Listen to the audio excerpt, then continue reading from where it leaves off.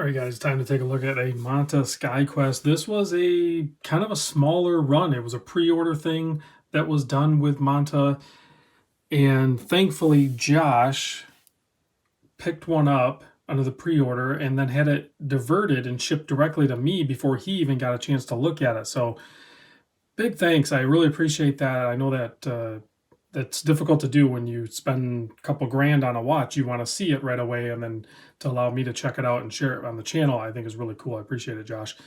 Also, big thanks to the people over at Monta. I usually deal with Justin over there. I'll actually probably be seeing him over at the wind-up shows. If you are in San Francisco, Chicago, or New York area, look up the Worn and Wound wind-up shows, and you can meet the brand representatives or owners right there, and you can see the watches, because it is sometimes difficult to figure out how good these watches are. You're basing it off pictures, video, people saying, good or bad about the brand. And the reality is you kind of want to get your hands on one. You can do that. I think there's other ways you can do it as well. You reach out to Monta and they can work with you. But I got to be straight up with you guys. These are what, $21.90. I think this one was $2,190. 100% worth that dollar amount. Quite frankly, it might even punch above that price point. So it's a superb constructed watch. So let's get into the details of the watch. I measure at 40.5 millimeter. The lug to lug is a 49, but that's really all the way to these peaks. It's probably closer to like 48. So it's super thin, 12.2 millimeter thick, flat sapphire crystal up top with 7 layers of anti-reflective coating on the bottom side. So it's a very good clear crystal. And you have a standard 20 mil lug width here, and the bracelet tapers down really nice to 16. The bracelet is amazing. It does one of these numbers where all the individual pieces kind of fold up on each other. So it's super comfortable, and it articulates right away. Everything's kind of smoothed out and fitted properly. There's no hot spots on this watch anywhere. If anything, this watch feels extremely smooth on wrist, more so than watches that might be considered competitors in its price range. The clasp, a lot of people will say that it is kind of long, and the folding part here is kind of on the longer side versus the clasp.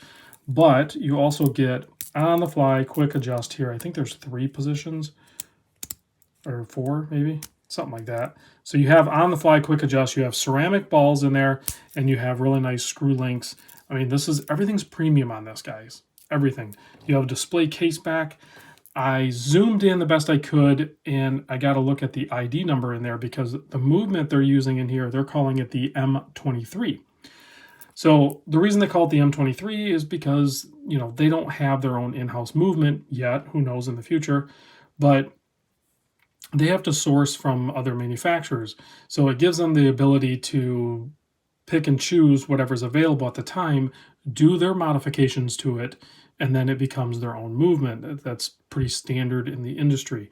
So, but zooming in on this, I'm pretty sure we're looking at an ETA 2893. So that's really cool. I really like that. I don't know how they got them this late in the game, but awesome that they did. Of course, their custom rotor and the movement's all decorated and everything. Also on the case back, you'll notice, I might have to zoom in for you to see this. Let me zoom in a little bit. Because this was a special release, you can see it says A.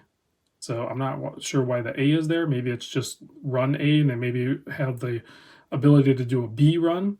But this is number 413 of 500. So these sold out pretty dang quick too. And you can see why. It is a beautiful colorway. They went with the aluminum bezel insert here and did a really beautiful blue and red colorway. So typically their SkyQuest is going to have a ceramic bezel insert and maybe be like black, but I'm blown away that they had the thought to go with the aluminum, which and some people would say would be like a downgrade, but I disagree. You can only get this dark blue and this really good red, and then have the printing on it. Like, you can only accomplish what they've done here with aluminum. You're not going to be able to accomplish this with ceramic, and I really like the look that they pulled off.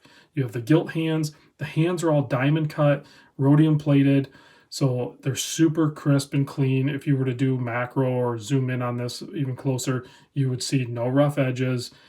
They also have a little trick up their sleeve. So matter of fact, I'm going to try to zoom in the best I can, and you'll notice other than really nice applied indices, and then even the inner riot or chapter that is numbered with a 24. It has cutouts for the indices, but check out the GMT hand. See how it like comes all the way out and then jogs up? So it's all for clearance, and it has a really cool effect. So the broad red-tipped arrow on the end of that GMT hand is raised up so it clears the 12, 3, 6, and 9, well, 12, 3, and 9 indexes, but then it's lowered so that the hour hand clears it. So if I unscrew the crown here, which this watch has 304 meter of water resist, you unscrew the crown, the first position you're going to be able to wind, and then of course you can go all the way out and you can hack the movement, and then you'll see here how everything clears. You can see it clears just perfect over the index, and then if we go all the way around, we're taking the long way, you'll see how the hour hand interfaces with the GMT hand here, right in front of the camera.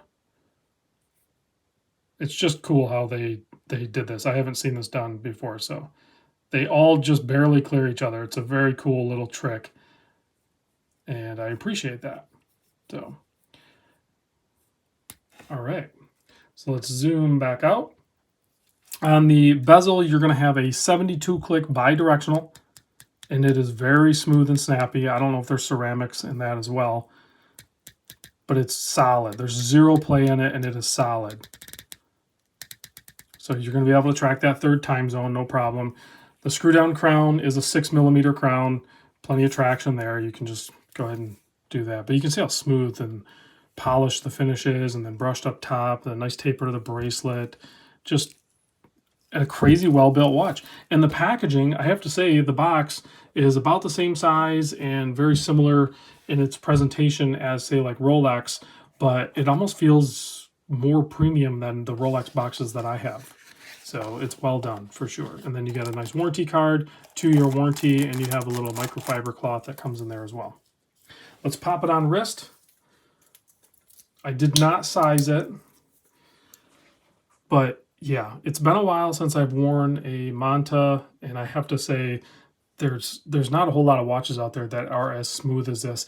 I kind of missed this launch. I didn't realize this was a launch. I don't know why I wasn't paying attention on this one. I don't know that I would have been in a position to pick one up, but man, this is easily my favorite colorway that they've done. This red and the blue with the gilt is like perfect.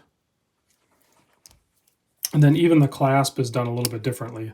The way the, if you open up this part, so you have this button here, and this big steel button here snaps into that receptacle, and it just, boom, snaps in just like that. They're the only one doing that, like that. So the lume on this should be BGW9. Let's kill the lights and check that.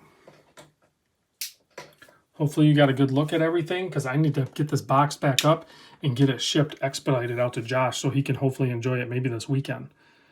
Beautiful lume application on this as well. Plenty legible. All right, guys, thanks for watching. Catch you on the next video.